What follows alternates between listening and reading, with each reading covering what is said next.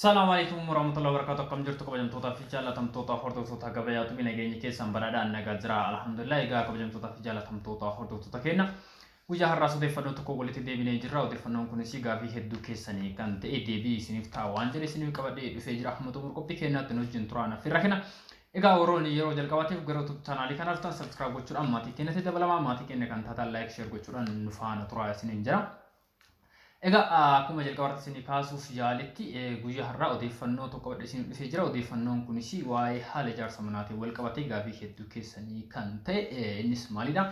Mana lafa kaaree 200 irratti mana ijaaruudhaaf qarshii hammam nu gaafata? Guutuu isaa lafa sana yookaan immoo kaaree 200 kana guutuu isaa mana ijaaruu yookaan immoo mana ijaarrachuu yoo barbaanne qarshii hammam nu gaafata? Lafa kanarratti immoo mana qorqorroo luukii hammamii ijaaruu dandeenya kan jedhu gaafa guyyaa laayivii seenee guyyaa kudhan dura jechuudha. Namoonni baay'een deddeebisanii na gaafata kan turtanii fi akkuma waadaa isinii galetti guyyaa har'aa herreega isaa isinii hojjedhe qarshii hammam akka isin gaafachuu danda'uu fi lafa kanarratti ammoo mana hammamii ijaaruu akka dandeenyu isiniif qabadhee dhufee jira jechuudha. Kanaaf kallattii mana gara odeeffannichaatti yoo seene manichi herreegni isaa kan ittiin dalagame mana mukaan ijaarame jechaadha.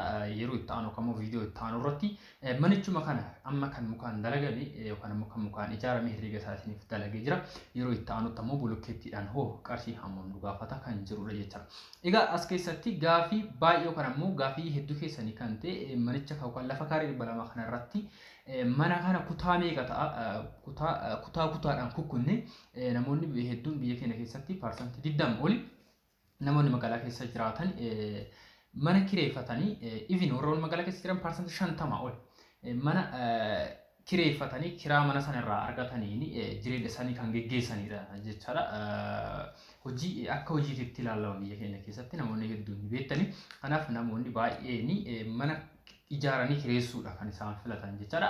Kanaaf herreegni kun kan ittiin dalagame akkuma gaafii keessaniitti mana kiraa yookaan ammoo kutaa meetira 3 babal'atanitti kukkunneeti kutaa 7 ta'a jechaadha. Manichi keenya kun lafa kaaree 200 kana irratti yoo ijaarre kutaa kutaatti qoonni kutaa hamma kutaa 200 sorry kutaa 7 nu ta'uu danda'a yookaan kutaa 7 kilaasii 7 nuuf ta'uu danda'a jechaadha lafa kana irratti. Egaa manicha kana ijaaruudhaaf qarshii hammam kan jedhuu fi xumura isaa irratti tokkoon meeshaalee kana erga maqaa isinii dhahee booda herreega isaa waliigala ogeessaa kaffaluuf qarshii hammam akkasumas ammoo bittaa meeshaaleetiif qarshii hammam kan jedhu isinitti hima jechaadha. Jalqaba irratti dhakaa gaafata manichi kun manni mukaan ijaarame ta'ee bulokkeettiidhaan ijaaramee fi kutaa dhakaa nu gaafata jechaadha. Kanaaf dhakaan isaa qarshii 20 nu gaafachuu ni danda'a jechaadha. Manichi kun luukii 90 manni kutaa 7 kun luukii qorqorroo noormaalii kan ta'e isa 90 nu gaafatu ammoo mana luukii 90 ijaaruu dandeenya lafa kaaree 200 kanarratti mana jireenyaa osoo hin taane kutaadhaan kunneen kan kireessinu kana kireessuudha kan oolu kan ijaaru yoo barbaanne luukii 90 nu gaafachuu danda'a jechaadha. Kanaaf dhakaan isaa qarshii 20 yoo qopheessite isiniif gahuu ni danda'a. Taansuudhaan simmintoo kuntaala 70 nu gaafata jechaadha. Kuntaalli 70 kun baaggitti kan qalqala sanatti yeroo jijjiiramu 140 jechaadha. Yeroo kana gabaa irratti kan ittiin gurguramaa jiru akkuma guyyaa darbee isin bira gahetti simmintoo yeroo kana kuntaalli tokko qarshii 930 hamma qarshii 950tiin kan gurguramaa jiru.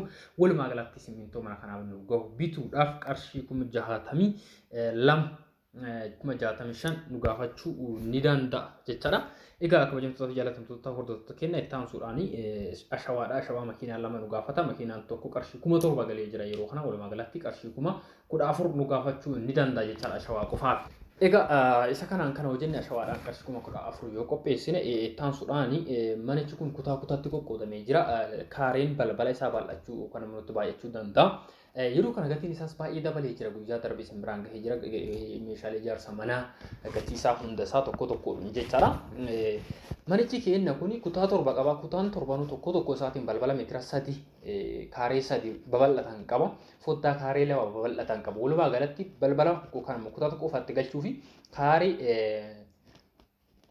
5 nu gaafata jechaadha. Sibiila kaaree 5 kutaa tokko qofa irratti galchuudha. Kutaa torba kana irratti galchuuf ammoo kaaree 35 kaareen tokko gadi bu'aadha kan jedhamu sibiila tokkoffaadhaan naannoo gatiin isaa madaalawaadha jedhamutti qarshii 3,800 dalagama. Kanuma irra dhaabbachuudhaan kaaree 35 kana gaafa hirreennu guutuu mana keenyaa kana irratti kan ammoo lafa kaaree 200 irratti mana ijaaru kana fi kutaa torba kanaaf balbala isaa kan sibiilaa kana galchuu yoo barbaanne qarshii 100 fi 33 nu gaafata jechaadha balbala isaa qofaa fi eegaa hojjettoota fi jalatamtoota hordoftoota keenya. Kana sumaa gochuun hin danda'amu haalli qaala'insa jireenyaa yeroo kanatti keessattuu yoo haala bittaa meeshaaleetiin wal qabatee meeshaalee ijaarsa manaa qofa osoo hin taane meeshaalee kamuu gatiin isaa baay'ee ol ka'aadha jechaadha. Kanumarra dhaabbattanii yeroodhaa yerootti hamma humna keessaniitiin akka dalagattan gamanumaan dhaamsa kooti. Kanaaf balballi isaa qofti qarshii 1,133 hamma qarshii 1,135 nu gaafachuu ni danda'a jechaadha. Daawwitii isaatiif qarshii 50 nu gaafata jechaadha. Akkasiin ijaarsa biyya keenyaatti fi yeroo kana yeroo kana meeshaaleen ijaarsaa kun ittiin gurguramaa jiran irra dhaabbanne yeroo hirreennu qarshii 50 nu gaafachuu ni danda'a jechaadha. Balbala sibiila kanatti kan galu kan balbala kanarratti kan galu daawwitiin isaa qofti. Walumaa galatti daawwitii dabalatee sibiila qofa mana kanarratti kan balbala torbaa kanarratti galchuu fi qarshii 183 nu gaafachuu ni danda'a. Dhimma balbalaa qofa kan amma isinitti himaa jiru balbala qofaaf qarshii 183 183 hamma 185 isin gaafachuu ni danda'a balbala isaa qofaa fi jechaadha. Ittaansuudhaan mukni mana kanaaf oolu mana luukii 90 kana yookaan ammoo mana kutaa torbaa kana itti ijaaruudhaaf muka qofa bittaadhaaf qarshii 80 isin gaafata jechaadha. Tokko isaatiin adda baafnee isinitti himuun baay'ee faayidaa waan hin qabnee fi walumaa galatti muka jalqabarraa kaasee hamma xumuraatti jala manaatii hamma gubbaa manaatti ijaarru qarshiitti yeroo jijjiirru qarshii 80 nu gaafachuu ni danda'a jechaadha. Ittaansuudhaan qorqoorroo 90 jijjiirree jirra. Qorqoorroon tokko qarshii 600 gurguramaa jira tokko isa baay'ee ol ka'aa kan ta'es qarshii 700 naannootti gurguramaa jira waan ta'eef walumaa galatti qorqoorroo madaalawaa kan giddu galeessa ta'e cimina baay'ees kan hin qabnee fi baay'ee saaphii kan hin taane bituu barbaadan qarshii 600 bitachuu hin dandeettan tokko isa walumaa galatti 90 isaa kana bituudhaaf qarshii 54 nu gaafachuu danda'a kan immoo qarshii 94 yoo qopheessitan bitachuu ni dandeettanii jechaadha. Ittaansuudhaan mismaarri manicha kanaan nu oolu qarshii 15 bituu dandeenya. Saanduqni tokko qarshii 900 hamma qarshii 1000 gurguramaa jira. Kanumarra dhaabbanne naannoo isa 8 moo isa 8 hamma isa hamma 12 nu gaafata waan ta'eef hamma 15 nu gaafachuu ni danda'a. Walumaa galatti qarshii 15 yoo qopheessin nuuf ga'a jechaadha. Biyyee manicha kanaan oolu namoonni biyyee bitanii yookaan ammoo namoonni naannoo keessanitti biyyeen gurguramu isaan irra dhaabbadheeti kan hojjedhe waan ta'eef qarshii 10 isin gaafachuu ni danda'a jechaadha. Ittaansuudhaan namoonni barbaadan galfachuu dandeettan namoonni hin barbaanne dhiisuu dandeettan innis maalidha? Seeraamikiidha jechaadha. Seeraamikii warroonni galfachuu barbaadan kaareen manicha keessa mana kana kaaree 135 keessi manaa qofti laftichi kaaree 70 135 irratti ijaarree kaaree 60 kan ta'u alasaa irratti hafa jechaadha. Seenanii kan ittiin bahan jechaadha. Walumaa galatti kaareen tokko yeroo kana qarshii 600 dalagamaa jira. Guutuu manicha keenyaa kana kutaawwan torba kana keessa galchuu fi afoo balbalaa mana kana irra galchuudhaaf qarshii 80 tokko isin gaafachuu ni danda'a jechaadha. Seeraamikitti aansuudhaan kan nu barbaachisu kornisii jigsamiidha jechaadha. Kornisii jigsamii sadarkaa olaanaa ta'e galchuu barbaadan kaareen manicha keessaa akkuma jalqabarratti isin jedhetti kaaree 135 yeroo kana giddu galeessa kan ammoo sadarkaa lammaffaa irra kan jiru kornisiin qarshii 500 dalagamaa jira. Tokkoffaan qarshii 550 ani irree kan isin hojjedhe qarshii kan 500tiin isin hojjedhe waan ta'eef qarshii 68 yoo qopheessan isiniif gahuu ni danda'a jechaadha. Itti aansuudhaan kwartisii keessaaf ala isaarratti kan ammoo halluu keessa manaa fi ala manaa dibuudhaaf walumaa galatti kutaa torba kanaa fi qarshii 30 nu gaafachuu ni danda'a jechaadha. Innis gatiin isaa yeroo kana baay'ee ol ka'ee jira. Manni fincaanii keessa alaa wanti jedhamu hin jiru. Kutaa kophaatti kutameetiin ijaarame waan ta'eef keessa isaatti mana fincaanii qabu ala isaarratti kan jiru ammoo qarshii 20 qopheessin seeraan qochisiifnee midhaasanii ijaaruu ni dandeenya jechaadha. Mana fincaanii qofa qarshii 20 isin gaafachuu ni danda'a. Inni itti aanuu fi inni dhuma shiboo elektiriikii kutaawwan torbaan kana keessa harkisuudhaaf qarshii 10,000 yoo qopheessan isiniif gahuu ni danda'a jechaadha. Egaa kabajamtoota fi jaalatamtoota hordoftoota keenya meeshaaleen hanga ammaa isin biraan gahaa ture kunniin ijaarsa mana kamuu keessatti wanta nu barbaachisan jechuudha. Inni kun qarshiin isaa tokko tokkoon akka ammaa isin biraan gahaa ture kana yoo ta'u, walumaa galatti meeshaalee kana bituudhaa fi qarshii walii gala isaa qarshii 660 qopheessitan meeshaalee kana bittanii xumurachuun ni dandeettan jechuudha.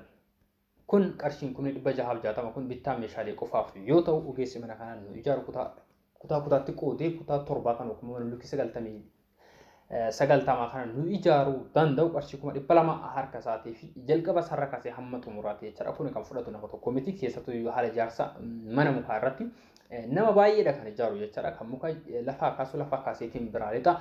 Taansuudhaan kan waalii yookaan immoo manicha dhakaa hidhuu fi kan garafus ogeessa biraati. Innis sadalagee biraalidha. Kan kornisii galchus kan biraati innis dalagee biraalidha. Seeraamikis kan galchu kan biraati innis dalagee biraalidha. Dhoqqees kan itti dhahu kan biraati innis dalagee biraalidha jechuudha. Kanaaf ogeessota garaagaraa gaafata waan ta'eef ogeessota kanneen haala yeroo kana biyya keenya keessatti ittiin dalagamaa jiru dhaabbachuudhaan jalqaba isaarra kaasee hamma xumuraatti isinii hirreegedi kan isinii kaa'e malee wanta akkanaan kaa'amee miti jechuudha. Kanaaf qarshii 200 isin gaafachuu ni danda'a ogeessichi mana kana haala kanaan isin ijaarii jalqaba isaarra kaasee hamma xumuraatti even hamma ogeessa shiboo mana keessa harkisuu kan shiboo elektiriikii mana keessa harkisuutitti kan isinii dalagamee jechuudha herreegni kunniin. Kanaaf qarshii 200 isin gaafachuu danda'a. Amma xumura irratti haala sadiin isinii kaa'ee jira jechuudha. Innis maalidha? Gatii herreega isaa kan walii galaa isinii baasuudhaa fi tokkoffaa seeraamikii fi koornisis kan hin barbaanne akkanuma manicha ijaartanii lafa isaa liishoo gootanii qalamii diftanii bareechitanii koornisis kan biraa fayyadamtanii ijoorroo ni barbaaddan. Inni lammaffaan seeraamikii galchuu kan hin barbaanne koornisii galchitanii mana keessa midhaasitanii ijaaruu kan barbaaddan. Inni sadaffaan immoo seeraamikis galchitanii koornisis galchitanii akkasitti midhaasuu barbaaddan jedhee tokko tokko isaatiin herreega isaa isinii kaasee isinii hojjedhee jira waan ta'eef as biratti obsaa fi yookaan xiyyeeffannoo yoo hordoftan baay'ee tokko faayidaa qabeessa taatu jedheetii yaada. Kanaaf jalqaba egaa waliigalatti meeshaalee hamma ammaa isiniin jedhaa ture kanaaf ammoo sadarkaa sadiin kanaan isin biraa yoo gahu jechaadha. Jalqaba irratti seeraamikii fi koornisis kan hin barbaanne namoonni seeraamikii koornisis galchuu hin barbaanne qarshii 710 yoo qopheessitan haala amma isin jedhe kana bareechitanii ijaaruu ni dandeettan jechaadha. Itti aansuudhaan sadarkaa lammaffaa irratti seeraamikii qofa keessaa hambistanii koornisis akkasiin jedhe kan bareechitanii galtanii waan achirraa kan ulaagaa isaa hunda guuttanii yeroo ijaaruu barbaaddan qarshii 780 yoo qopheessan isin ni danda'a jechuudha. Itti aansuudhaan isa dhumaatiif sadarkaa dhumaa irratti hunduma isaayyuu galchitanii seeraamikis galchitanii koornisis galchitanii haala jalqabarraa kaasee hamma ammaa isin biraan gahaa ture kanatti bareechiftanii ulaagaa hundaatti guuttanii ijaaruu warreen ni barbaadan qarshii 760 yoo qopheessan isiniif gahuu ni danda'a jechuudha. Egaa kabajamtoota fi jaalatamtoota hordoftoota keenya odeeffannoo guyyaa qabatee dhufe kan hanga ammaa isin biraan gahaa ture kana irratti bu'uuraan warreen yeroo jalqabatee garuu chaanaalii kanatti subscribe gochuudhaan maatii keenyatti dabalamaa waan hordoftanii galatoomaa isiniin jira. Gaaffii fi yaada qabaattan komentii jalatti barreessuudhaan gaafadhaa onus jajjabeessaa isiniin jira. Sichirraa immoo karaa lakkoofsa bilbilaa isinii kenniniin bilbiltanii waan kamuu gaafachuuf ajajachuu waan beeku qabdan beekuu mirga qabdan of immoo gaafattanii baruu mirga qabdan jira waan hojjetanii galatoomaa galanii keessa jira. Bye.